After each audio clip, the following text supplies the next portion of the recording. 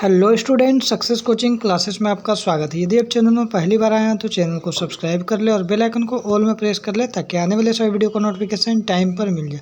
आज हम डिस्कस करने वाले हैं इस क्लास में क्लास टेंथ का सामाजिक विज्ञान का हम मोस्ट वीवीआई क्वेश्चन लेकर आ गए हैं।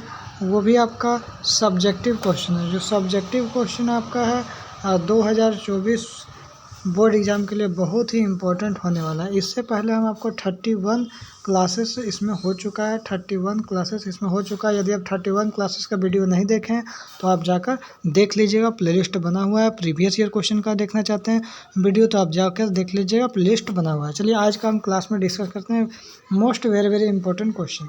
संसाधन संरक्षण को उपायों का वर्णन करें। यदि संसाधन को संरक्षण करना है, संसाधन को बचाना है तो उसके लिए हम लोगों को क्या क्या उपाय करना चाहिए। तो देखते हैं क्या सबसे पहले हम लोग क्या करना चाहिए, उचित और न्यायिक उपयोग। जो उचित उपयोग करना चाहिए और न्यायिक उपयोग। दूसरा, यदि संभव हो तो उनका नवीकरण करना चाहिए। यदि संभव हो तो उसका नवीकरण कर लेना चाहिए।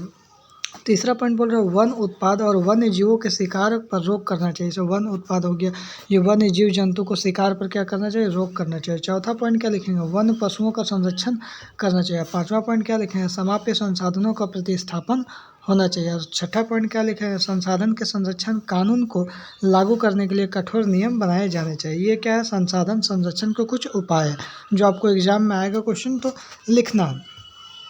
देखिए नेक्स्ट क्वेश्चन आपका एग्जाम के लिए क्या इंपॉर्टेंट है, जैविक और अजैविक संसाधन में क्या अंतर है। तो सबसे पहले हम लोग क्या लिखेंगे, जैविक और अजैविक संसाधन में अंतर।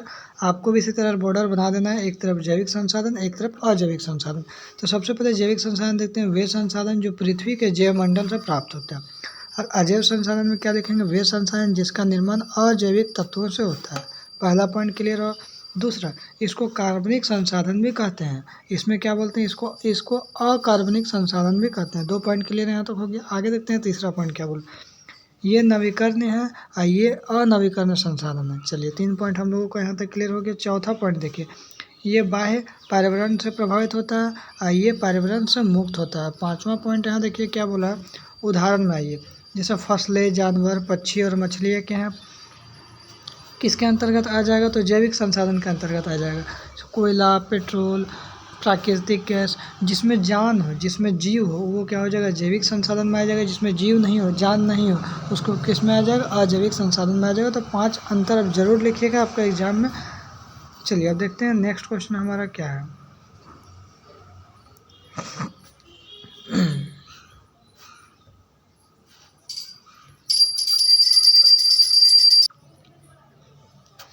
देखिए जैव और अजैव, यहाँ पर क्या होगा, अजैव। जैव और अजैव संसाधन क्या है, देखिए थोड़ा सा कट गया। जैव और अजैव संसाधन क्या है, कुछ उदाहरण दीजिए। चलिए हम लोग सबसे पहले जैव संसाधन को समझते हैं।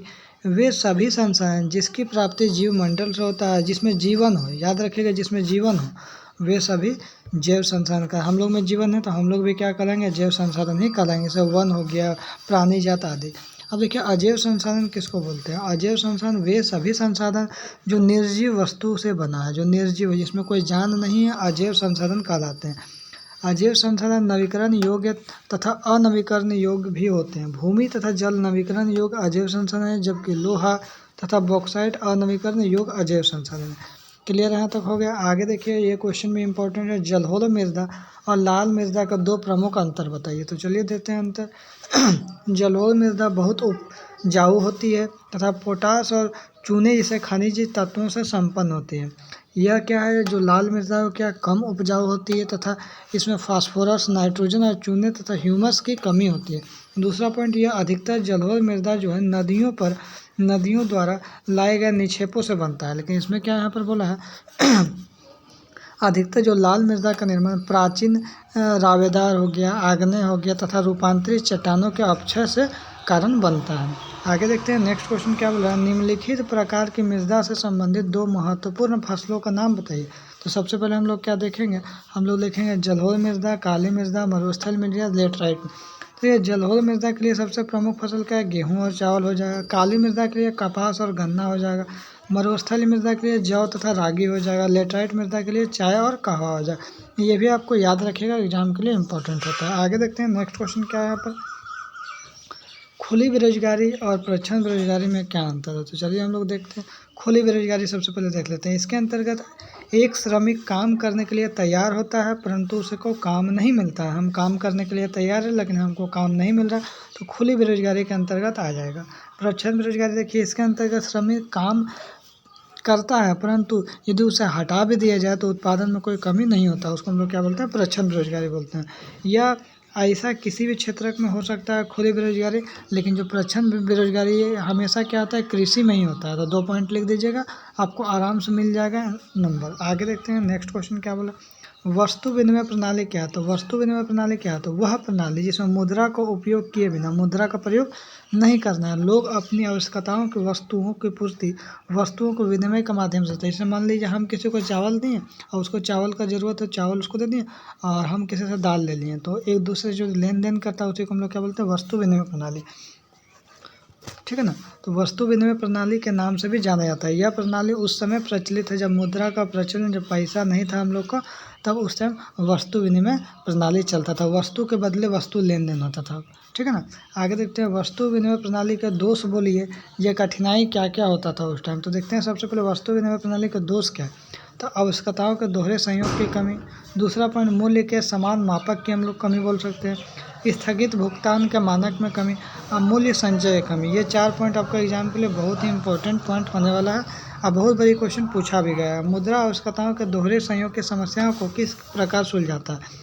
तो मुद्रा के प्रयोग से आवश्यकताओं का दोहरे संयोग की समस्या नहीं होती है। जैसे मनी आ जाएगा तो दोहरे संयोग की समस्या क्या होगा? नहीं होगा। अगर किसी व्यक्ति के पास गेहूँ है तो उसे बेचकर मुद्रा प्राप्त कर सकता है और अपनी आवश्यकताओं को, कोई भी चीज़ हम लोग आराम से किसी भी वस्तु को खरीद सकते हैं, कोई दिक्कत नहीं है।